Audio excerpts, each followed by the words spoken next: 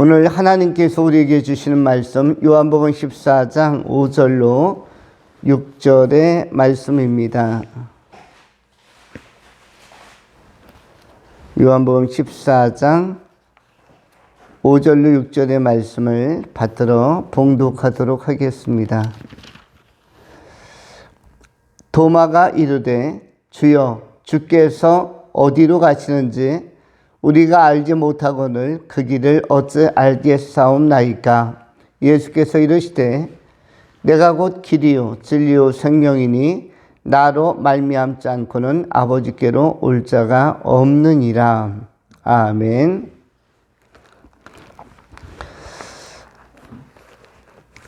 두 가지로 본문의 말씀을 나누어 정돈합니다. 첫 번째, 중요한 질문.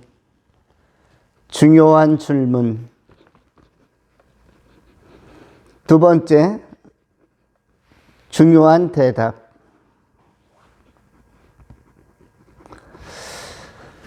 우리는 요한복음 14장 6절에 대하여 잘 알고 있습니다. 이 말씀은 익히 알려진 아주 유명한 신약성경을 대표할 수 있는 매우 핵심적 규절 가운데 한 규절로서 우리에게 힘과 지혜와 소망과 비전을 주는 능력을 주는 언약이 요한복음 14장 6절의 말씀입니다.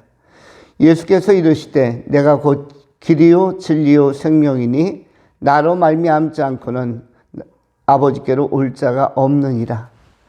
그런데 우리가 첫 번째 상고하는 것은 이 중요한 대답은 그냥 나온 것이 아니라 예수님께서 먼저 알려주신, 먼저 선언하신 메시지가 아니라 질문에 의하여 나온 대답인 것입니다.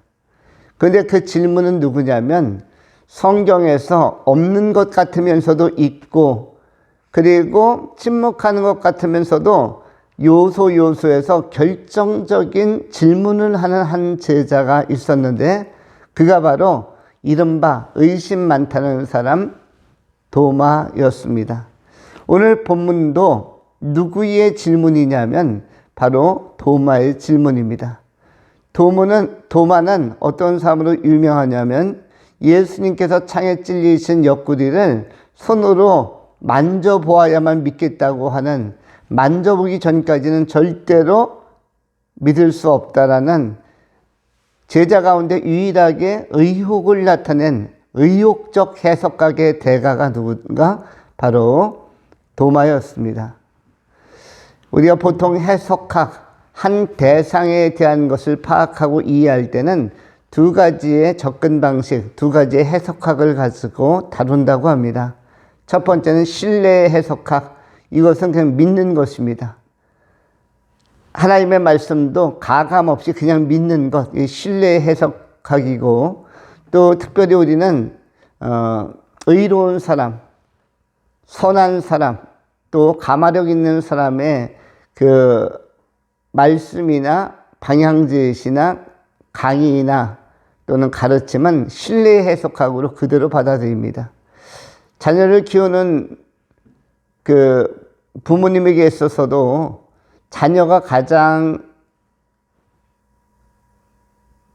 친밀하고 또 정감 있을 때는 아이들이 가감 없이 엄마 아빠의 말을 그대로 흡수하고 받아들여주는 신뢰 해석학이 작동하는 시기까지가 정말로 귀한 시간, 또 소중한 시간으로 보내기도 합니다. 그러다 어느 날 우리 엄마 아빠가 하는 말을 하나도 믿을 수가 없어 라는 그 멘트가 나오는 순간, 아이들에게 의혹의 해석학이 작동하기 시작했구나.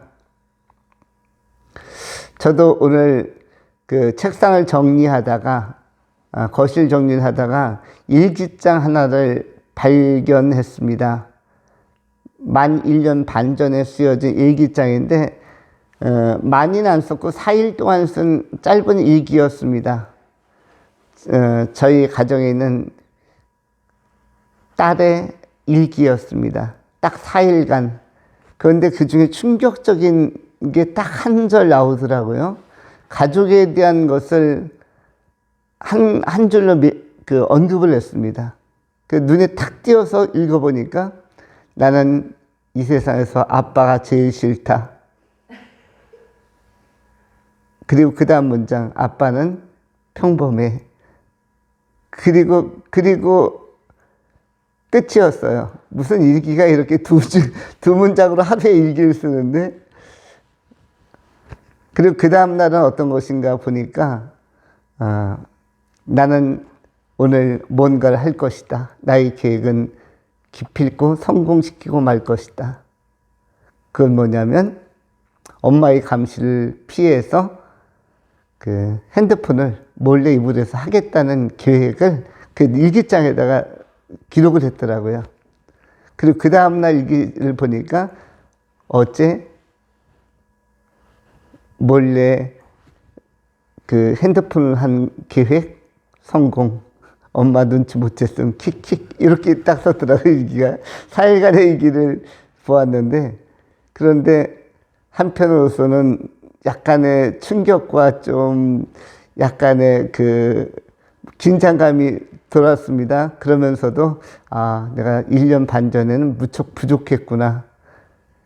그런데 오늘도 제가 차량 픽업을 했었습니다만 오늘은 표정이 좋은 거 보니 1년 반 전보다는 제가 아빠가 좀 낮은 것은 아닐까, 이렇게 긍정적으로 해석을 했습니다. 그런데 해석하기라는 것은 1년 반 전에는 의욕의 해석하기 작동한 것이 틀림이 없습니다. 의욕의 해석하기, 아마 뭔가 제가 마음에 안 드는 방식을 제시했거나 아니면은 어떤 요구를 잘 못 들어줬거나 했을 가능성이 높습니다. 아니면 대단한지 알았는데 의외로 평범하다는 사실을 발견하면서 실망한 것 같기도 하고, 그래서 결국은 싫다입니다. 싫다. 싫은 사람을 콕 집었는데 딱 한 명 저였어요. 자, 사람은 누구나 다 신뢰의 해석학 아니면 이 의욕의 해석학을 가지고 살아가는 것입니다. 인생도 마찬가지입니다. 그런데 하나님의 말씀에 대한 것도 역시 그렇게 접근을 합니다. 많은 제자들이 처음에는 신뢰의 해석학으로 예수님의 말씀과 천국 비유를 받아들이다가 그 어떤 순간부터 십자가, 또 자기를 부인하고 자기 십자가 지고 또 살과 피에 관한 메시지가 나오면서 의욕의 해석학으로 인지하면서 예수를 멀리하는 또는 떠나가는 허다한 무리들이 생기기도 하였습니다. 그런데 예수님의 12사도로서 마지막까지 남았으면서도 의혹을 한 번씩 제기하는 사람, 또 질문을 제기하는 사람이 바로 이 도마였습니다. 우리는 의혹의 해석학은 비판적인 검토를 할 때는 의혹의 해석학을 가지고 하는 것이 맞습니다. 이것도 아주 나쁜 것은 아닙니다. 예를 들어서 시험 기간에 있는 중간고사를 본 학생들이 문제를 풀었습니다.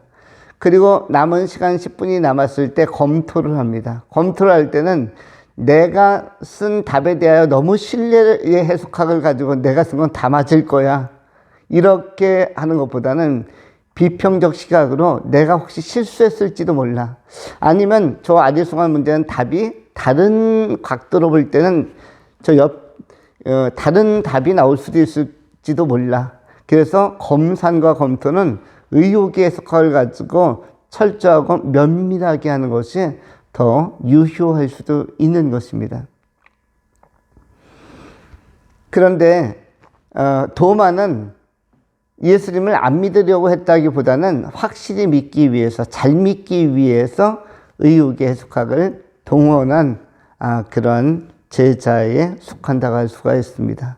어쨌든 이 두 가지의 건강한 기능들, 어떤 대상을 파악하고 상황을 파악하고 사물을 파악하고 인지하는 데 있어서 두 가지의 해석학적 자료와 도구와 작업을 끝까지 진지하게 수행한 사람 중에 하나가 도마였는데, 그래서 이 도마의 날카로운 시각 안에서 예수님의 아주 진리의 대답들, 굉장한 명언들이 나오고 있는 것입니다.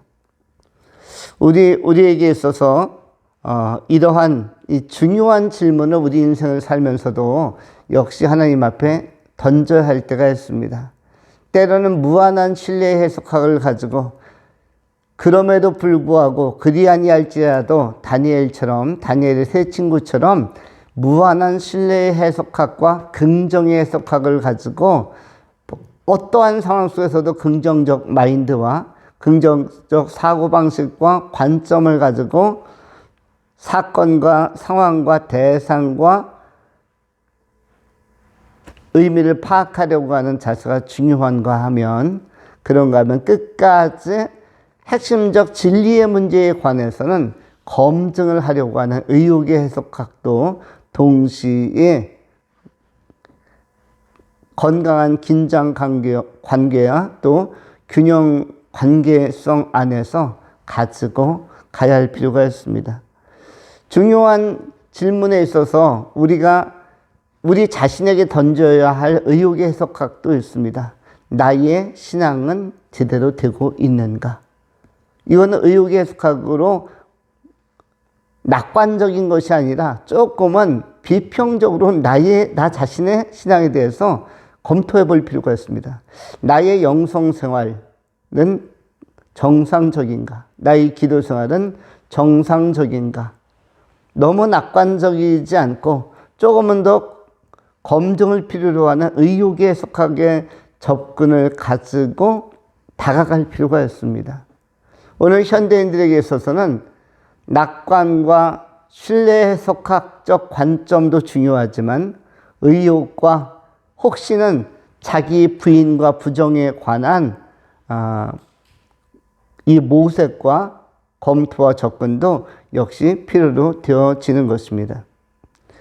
우리 주님 앞에 중요한 질문을 하며 동시에 중요한 고백을 할 수 있어야만 합니다. 또한 우리가 주님 앞에 중요한 질문과 고백을 동시에 던졌던 구약시대의 한 인물도 있습니다. 누가 하나님 앞에 많은 질문을 던졌습니까?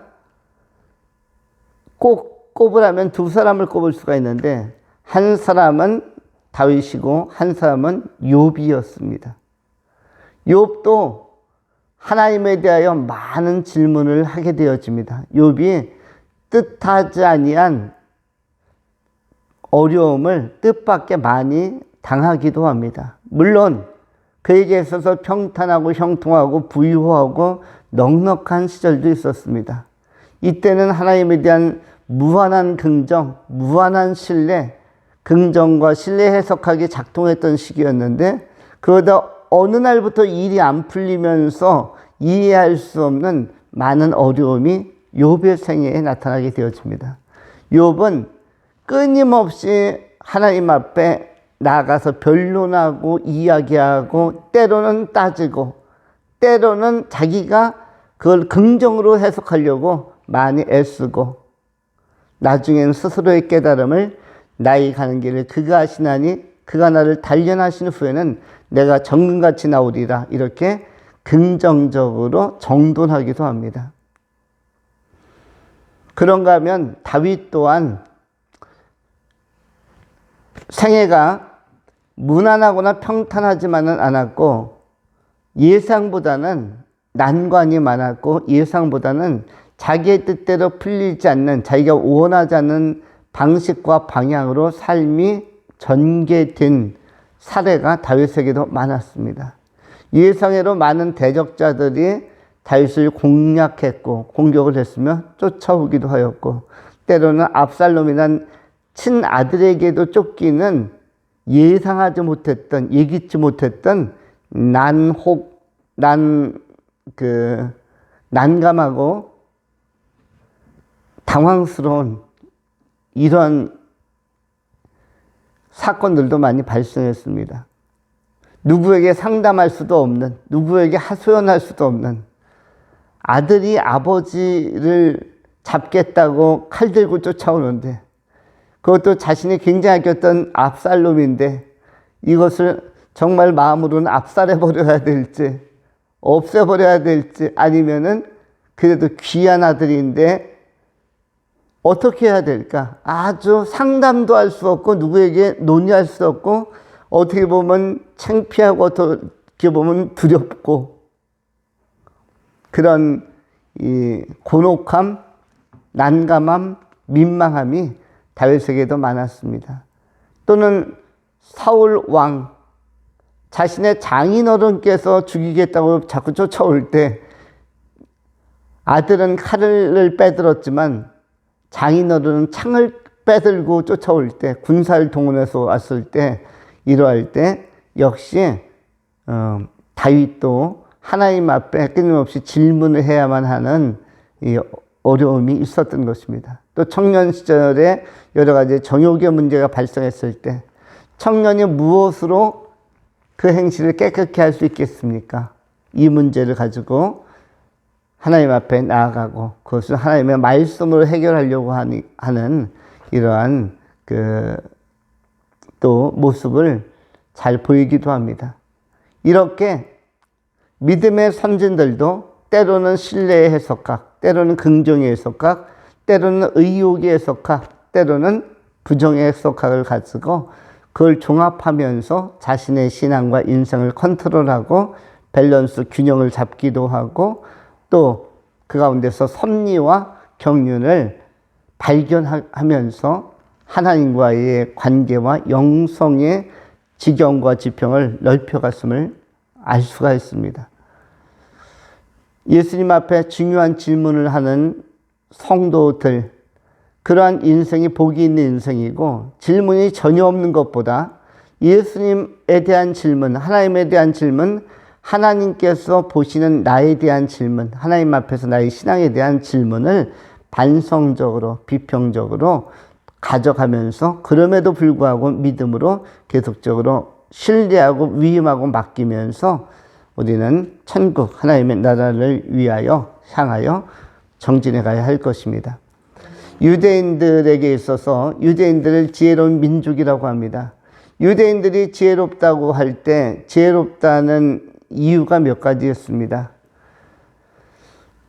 그 나라 사람들이 지혜롭다, 지혜롭지 않다를 결정하는 시금석이 몇 가지가 있습니다. 유대인들은 전 세계 인구의 0.2%를 차지합니다. 1%도 되지 않고 0.2%를 차지합니다. 그런데 유대인들은 세계에서 노벨상을 30%나 탄 최고의 탑클래스의 민족으로 등재되어 있습니다. 아시아권에서는 일본 쪽에서 노벨상 수상자가 많이 나오고 있고 그런데 압도적으로 전 세계에서는 다 유대계가 100% 중에 30%의 노벨상 수상자를 역대 각 분야에서 계속적으로 휩쓸고 석권하고 있습니다. 그래서 유대인 하면 특별히 지혜로운 민족. 그런데 유대인의 탈무드 또는 유대인의 건전한 교육에 있어서 가장 요체가 되는 첫 번째 덕목은 오래 참음이라고 그렇게 알려져 있습니다. 오래 참음을 알려주는 하나님께 맡기고 믿음 가지고 오래 참아라. 기도하며 오래 참아라인데 그것이 성공의 노벨상을 30%나 차지한 유대 민족의 그 교육 방식의 핵심 정신으로 손꼽고 있는데 그들은 자녀가 태어나면 사브라라는 용어를 알려준다고 합니다. 사브라. 사브라는 뭐냐면 열매의 이름입니다. 열매의 이름인데 무화과 나무나 포도나무나 올리브 나무나 이런 나무의 열매가 아니라 중동 땅 사막에서 피는 선인장으로부터 맺어지는 열매가 사브라라고 그렇게 알려져 있습니다. 그런데 자녀가 태어나면 너는 사브라가 되라. 내지는 사브라, 너는 사브라의 복을 받아라. 왜 그러냐면 선인장이라는 것은 원래 선인장의 가시는 나무 가지나 진짜 가시가 아니라 모가 변형되어서 가시가 되었다고 하죠. 선인장이라는 식물은 가시가 원래는 뭐라고 그러죠? 가지도 아니고 진짜 찌르려고 나오는 가시도 아니고. 그러면은 선인장의 가시는 뭐라고 하죠? 실제로는 잎사귀라고 하죠. 잎사귀. 이파리라고 합니다. 이파리. 그런데 모래사막에서 최소한으로 수분을 줄이면서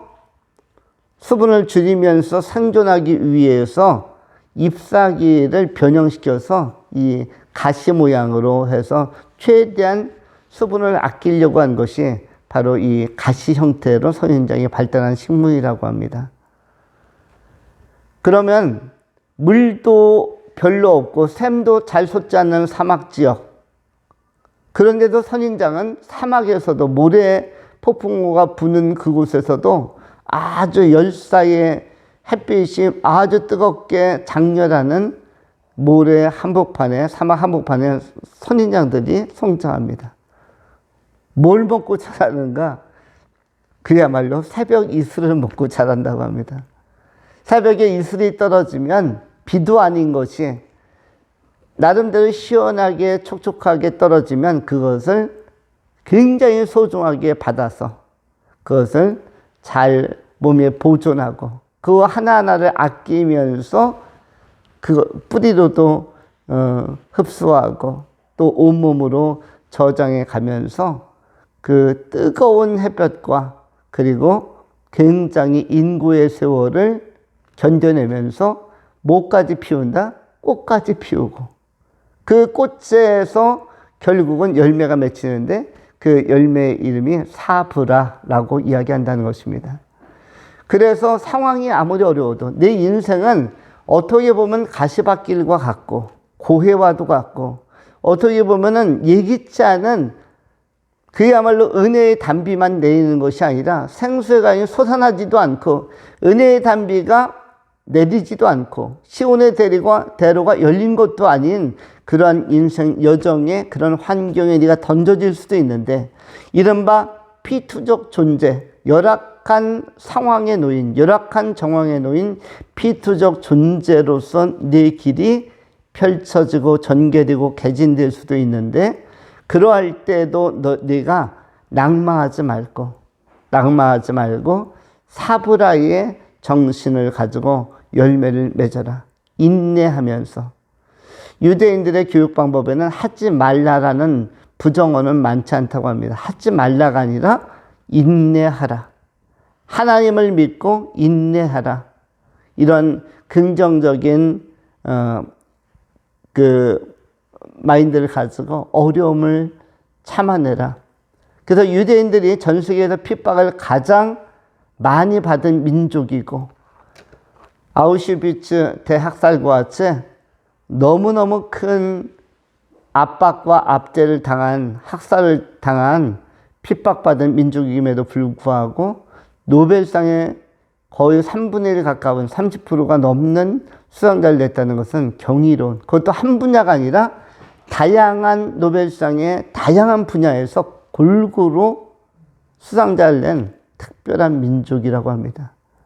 우리가 그들이 강조하고 있는 사브라의 정신을 가지고 비록 내 뜻대로 안 이룰지라도 그럼에도 불구하고 내 계획대로 다 이루어지지 않는다 할지라도 그럼에도 불구하고 하나님을 믿고 기도하면서 우리는 신뢰하면서 열매 맺기까지 또 하나의 열매를 바라시는 우리 하나님과 동행하면서 우리가 계속적으로 정진해 가야 할 것입니다. 그럴 때 우리는 그리스도 예수 안에서 성령의 열매를 맺으며 영적인 사브라의 귀한 결실을 보게 될 것입니다. 우리가 이 땅을 살아가는 동안에 기도하면서 이런 열악한 상황 안에서도 꽃을 피우고 그리고 열매를 맺어가는 풍성함을 체험해가는 성령의 사람들이 다 되실 수 있기를 축원합니다. 두 번째로 중요한 대답에 관한 것입니다. 예수님께서는 그야말로 열악한 제자들을 가지고 신약성경 서신서를 보면 또 사도행전을 보면 그 열악한 제자들, 그야말로 구르는 돌과 같고 마른 나무 같은 결코 인간으로서 멋진 작품으로서 기대 가능성이 없는 소재들을 선택해서 귀한 작품으로 멋진 사도로 변화시키셨습니다. 성령의 능력 안에서 그리스도 예수의 말씀이 사도들을 사도답게 사도성을 제대로 가진 멋진 제자들로 세워갔음을 보게 되었습니다. 그 가운데 한 사람이 도마였는데 이 도마의 질문에 관하여 예수님께서는 대답하셨습니다. 도마의 질문. 도마가 이르되 주여 주께서 어디로 가시는지 우리가 알지 못하거늘 그 길을 어찌알겠사옵나이까. 도마는 대단히 순수하고 정직한 사람 같습니다. 나 모릅니다. 자꾸 길 이야기하는데 도대체 무슨 길 이야기하는 겁니까? 좀 알려주십시오. 예수님께서 친절하게 도마에게 또 도마를 포함한 제자들에게 알려줍니다. 예수께서 이르시되 내가 곧 길이요 진리요 생명이니 나로 말미암지 않고는 아버지께로 올 자가 없느니라. 인간이 출발해서 결국은 아버지께로 가는 것이 태어난 자의 책임이고 목적입니다. 인간은 왜 태어나는가? 아버지께로 가기 위해서, 아버지께로 오기 위해서 태어난 것입니다. 나는 왜 사는가? 왜 오늘도 밥을 먹고 왜 오늘도 삶과 문화를 누려야 되는가? 아버지께로 가야 하기 때문에. 그 아버지가 누구냐면 하나님을 의미합니다. 우리는 하나님께로 가기 위하여 오늘도 시간을 보낸 것입니다. 오늘 하루는 어떠한 날인가? 하나님께로 가기 위하여, 하나님께 접근하기 위하여, 하나님께 돌아가기 위하여 오늘도 하루의 시간을 나름대로 보낸 것입니다. 인간의 삶의 목적은 아버지께로 돌아가는 것입니다. 예수님도 마찬가지입니다. 예수님의 최대의 낙은 지상에 오래 머무르는 것이 아니었습니다. 제자들과 함께 또는 유대 사람들과 함께 갈릴리 사람들과 함께 지구촌에 오래 머무는 것이 아니라 사명을 완수하고 십자가 지고 그리고 인간에게 생명길을 열어주시고 대속의 사역과 사명을 감당하고 빨리 아버지께로 돌아가시는 것이 예수님의 미션이었습니다. 그래서 예수님은 33년밖에 지상에 계시지 않았습니다. 33년은 누가 봐도 짧은 시간입니다. 짧은 시간. 그야말로 우리가 최근에 소식을 들었겠거니와 몇 년 전에 우리 은채처럼 예배하고 가은이처럼 교회에 뛰놀았던 신혜인이라는 여학생이 있었죠. 신혜인이라는 여학생. 근데 벌써 33세의 여성 집사님이 되셨을 뿐만 아니라 두 자녀인가요? 한 자녀의 어머니가 되었다는 얘기까지 들은 것 같습니다. 엊그제 소녀였던 것 같은데 교회에 열심히 뛰어나왔던 그런 아이와도 같고 초등학생과도 같았는데 지금 세월이 지나서 벌써 30대 이제 중반에 접어드는 그러한 어른이 되었다는 사실이 잘 믿어지지가 않습니다. 그런데 그것은 팩트, 사실이라고 하고 이거는 픽션, 꾸며내거나 아니면 지어낸 얘기가 아니라 실화라고 이야기합니다. 잘 안 믿어지지만 눈 깜짝하는 사이에 33세의 나이는 금방 가는, 거기까지 도달하는 것은 금방일 수 있습니다. 우리 은채도 언제 20이 되느냐 하지만 벌써 11세에서 12세로 갑니까? 벌써 12세인가요? 현재? 그럼 13세를 향해서 지금 예, 뭐 나이 계산 열심히 하는 것 같습니다만 만일 11세라면 내년 13세가 거반 가까운 것이고 8년만 더 있으면 20세입니다. 그렇죠? 20세가 되게 멀리 있을 것 같지만 또 금방 다가온 것이죠. 근데 그렇다면 예수님은 전생애가 33년이었는데 이것이 굉장히 짧은 시간입니다. 달리 표현하면 지구에 별로 집착하지 않았다. 지상의 세월에, 지상의 시간에 그렇게 집착하지 않은 것은 미션을 마치고 나서 아버지께로 돌아가는 것이, 아버지께로 가는 것이 정말 본질이었기 때문입니다. 예수님뿐만 아니라 우리도 마찬가지입니다. 우리도 혹시라도 인생이 짧아도 너무 서운해하지 말 것은 미션을 마치면 아버지께로 가는 것이 인간의 도리이기 때문입니다. 인간의 도리이기 때문에 그것은 짧다 길다 동일한 의미를 갖는 것입니다. 짧아도 의미가 있는 것이고 길어도 의미가 있는 것이고 동등한 가치와 의미를 갖게 되는 것입니다. 중요한 것은 우리가 아버지께로 돌아갈 때 아버지와 내가 기쁘게 만날 수 있는가, 내가 아버지의 기쁨이 되어지고 주님께서 나를 또 하나의 열매로, 또 하나의 사분화로 인정해 주실 수 있다면, 또 하나의 영적 열매로 성령의 열매를 맺는 자로 평가해 주실 수 있다면, 착하고 충성된 종아, 참 수고했다, 그리고 하나님 나라에 참 잘 왔다, 내가 너를 기억하고 주목해서 보았다라고 인정해 주신다면 그것보다 더 인생을 잘 경영하고 잘 풀어가고 잘 살아낼 사람은 없을 것입니다. 결국 우리 인간은 하나님을 만나기 위하여, 정통으로 제대로 만나기 위하여, 또 하나님 나라에서 만나서 기쁘게 보고하기 위하여 우리 주님께서 주신 달란트는 이렇게 활용했습니다. 주님께서 주신 문화는 이렇게 보존하고 개발했습니다. 잘 아시는 것처럼 거기서 문화는 인격이고요, 달란트는 재능입니다. 주님께서 주신 재능은 이렇게 활용했고요, 이렇게 활용해서 먹고 살기도 하고 또 자아도 실현하고 이것을 통해서 이웃에게 유익도 주고 또는 선교도 하고 이렇게 활용했습니다. 달란트의 문제는 그렇게 이야기하는 것이고, 문화의 문제는 도야를 통해서, 도야라는 것은 훈련과 노력을 합친 것을 도야라고 합니다. 여러분, 훈련과 노력은 다른 것이죠. 이른바 제자 훈련이라는 단어를 쓰는데 제자 노력이라는 단어를 쓰지 않습니다. 여러분, 예수님의 제자로서 훈련을 받아야 됩니다. 이렇게 표현은 하지만 예수님의 제자로서 노력해야 됩니다라는 표현은 잘 쓰지 않습니다. 그럼 노력과 훈련을 합친 게 도야인데 도대체 훈련은 뭐고 노력은 뭡니까? 어떻게 구별이 되죠?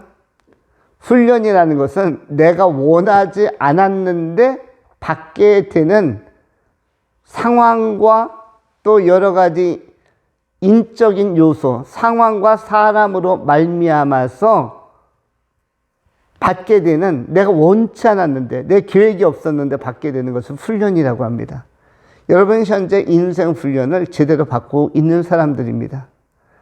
여러분이 원했던 것대로가 아니라 원하지 않았음에도 불구하고 여러분의 현존과 실존은 계속적으로 거침없이 뜻밖의 급물살, 뜻밖의 흐름을 따라, 조류를 따라서 지금 진행되어져 가고 있습니다. 저도 마찬가지입니다. 이것이 뭐냐면 훈련입니다. 다윗도 마찬가지였고 야곱도 마찬가지였고 이건 아브라함도 마찬가지였고 바울도 마찬가지였을 것입니다. 요한계시록을 쓴 요한은 굉장히 평탄하게 말년을 보내지는 않았습니다. 왜냐하면 원래 95세 정도 나이가 되면은 이제 할 일 다 하고 나서 편안히 쉬어야 되는 나이죠. 그런데 사도 요한은 95세의 나이에 어디에 있었습니까? 어디에서 요한계시록을 쓰죠? 어디에서? 무슨 섬에서? 반모섬에서. 반모섬에는 왜 갔습니까? 무인도에 귀양 간 것입니다. 누구에 의하여? 로마의 행정관들과 로마 병사들에게 체포되어서 그리스도를 박해하던 시기에 예수 믿는다는 이유로 원래는 화형에 처해지거나 십자가형에 처해져야 되지만 이 요한이 성품과 인품이 뛰어나서 귀양살이를 그 나이에 하는 것입니다. 여러분 95세의 나이에 밥을 해먹는다는 것도 어려운 문제고 혼자서 독거하는 노인으로서의 길을 걷는 것도 쉽지 않았을 것입니다. 85세도 쉽지 않은데 95세는 더욱더 그랬을 텐데 바로 누가? 사도 요한이 그러한 시간을 보냈고 바다니까 무인도니까 아마 약간의 채취 그리고 아마 그물이나 아니면 작사를 만들어서 해안가니까 물고기를 구해서 먹거나 아니면 뭐 갯벌 같은 데 가서 조개나 산낙지 아마 이런 것을 건져다가 끼니를 띄웠을지도 모릅니다. 그런데 요한이 그 나이에도 자기가 원하는 삶은 아니었지만 오히려 하나님 앞에 기도하며 경건생활은 참 잘했던 것을 보게 되었습니다. 이렇게 자기가 원하지 않는 길을 간다 할지라도 영적으로는 빛나는 훈련을 받을 수가 있는데 바로 사도 요한이 그런 사람이었음을 우리가 확인할 수 있는 것입니다. 그 가운데서 요한계시록이라는 주옥 같은 글도 쓸 수 있었고 요한 1, 2, 3 서와 같은 또 요한복음과 같은 굉장히 보배로운 서신을 통해서 많은 주변 사람들에게 또 후학들에게 진리의 말씀을 밝히 깨달을 수 있는 자료를 만들게 된 것입니다. 지금 우리 삶의 교회에서 요한복음을 한 150번 이상 설교하고 있는데 요한이 만일 이러한 노후까지 영성적 생활과 또 후대를 위한 이 복음서를 기록하지 않았다면 오늘 요한복음을 설교하는 일도 없었을 것이며 동시에 요한복음 14장 6절 예수께서 이르시되 내가 곧 길이요 진리요 생명이니 나로 말미암지 않고는 아버지께로 올 자가 없느니라. 이 명문 중의 명문, 명언 중의 명언, 생명의 말씀 중에 생명의 말씀도 기록되지 않았을 것이고 우리에게 전달이 되지 않았을 것입니다. 우리는 이런 섭리적 차원도 있다는 사실을 기억할 필요가 있습니다. 예수님의 이 중요한 대답, 인생은 짧고 길다가 아니라 아버지께로 가는 것이 중요하다. 아버지께 바른 신앙을 가지고 또 칭찬받는 사람으로서 착하고 충성된 종이다. 이 말씀을, 대답을 꼭 들어야 할 것입니다.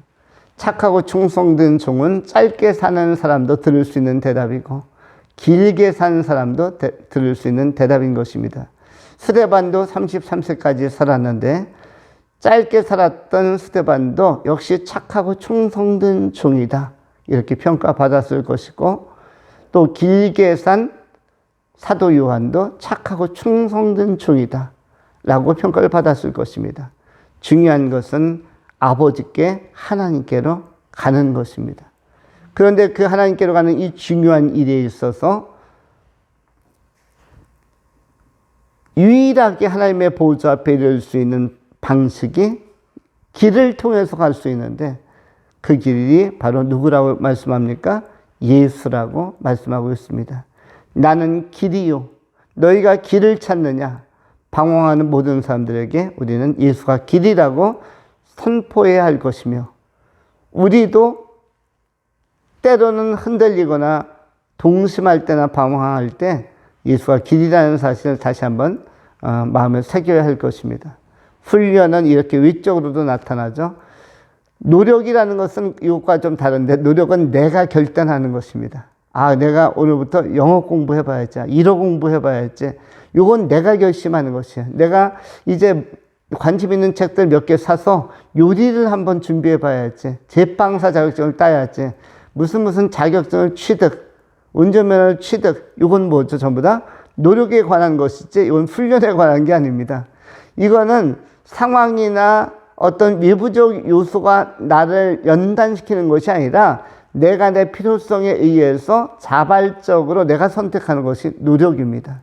그리고 내가 시간을 내서 기술도 배우고 학습도 하고 내가 그 시간을 많이 쓰면서 그 영역을 탐구해 가는 것, 습득해 가는 것, 그 기능을 익혀가는 것을 뭐라고 얘기하죠? 노력. 그런데 이 노력과 훈련이 인생에는 같이 있어야 됩니다.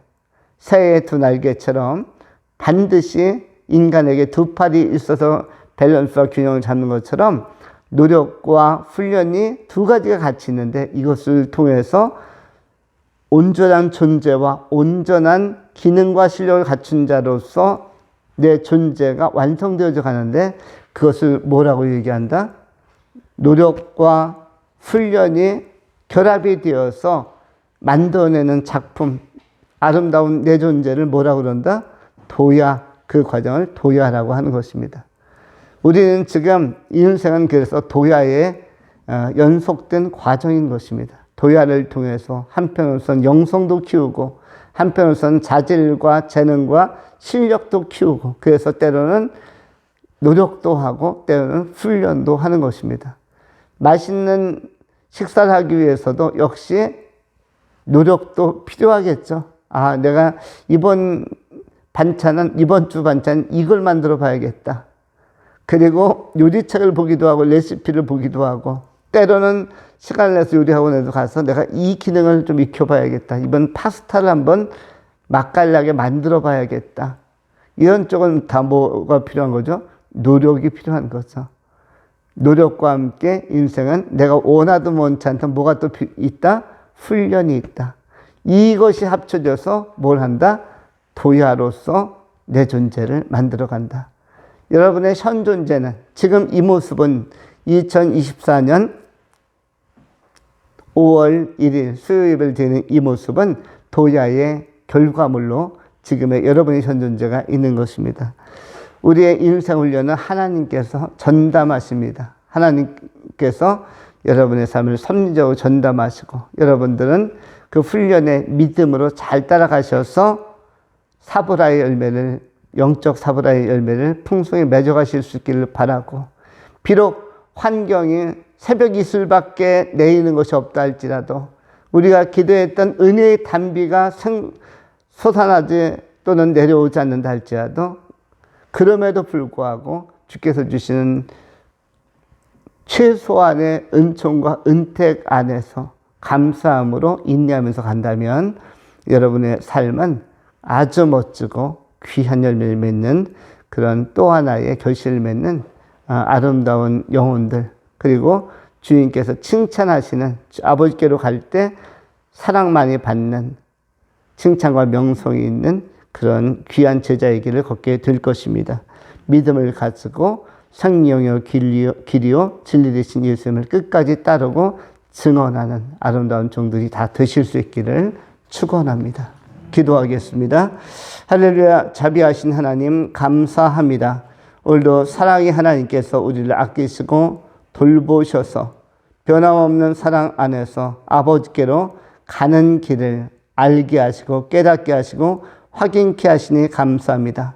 우리 하나님 아버지께로 돌아가는 길은 예수를 통해서만 갈 수 있는 길이며 예수 안에서만 갈 수 있는 길인 줄 알고 오늘도 그리스도 예수 안에 거함으로 말미암아 하나님을 기쁘시게 하여 드리는 사브라의 귀한 열매를 맺어가는 복 있는 사람들이 되게 하여 주옵소서. 감사드리오며 신실하신 우리 구주 예수 그리스도의 이름으로 축복하며 기도하옵나이다. 아멘.